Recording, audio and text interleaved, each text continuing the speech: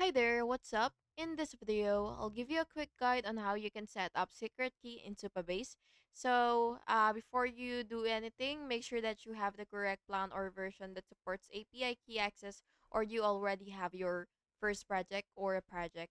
And once you're here, what you will have to do is just click your project from the project dashboard, and then just scroll a little until you see your project settings or view API settings.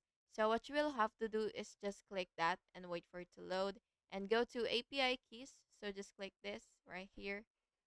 And then what you will have to do is you will see two main sections, which is earlier we've seen this which is project URL and API key. Again, go to your view API settings, and then what you will do is basically you will find the anon public key and the service role secret key, which is under the API keys section, and you will see legal anon and service role API keys.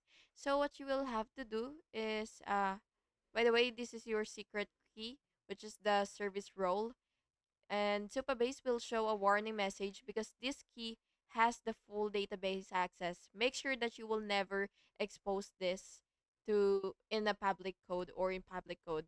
And if it's hidden, you will just have to click reveal, which is right here, so that you will be able to view it. And if you need to rotate it, you could also click generate new key. But remember, rotating it breaks all apps currently using the old key. And yeah, that's basically just it. Finally, you will just have to copy the key and paste it into whichever app you're connecting. Usually, it's inside an API key again, which is right here, or Supabase secret key field, something like that. So yeah, I hope you found this video helpful. And if you did, please make sure to like and subscribe for more videos like this. Thank you and have an awesome day.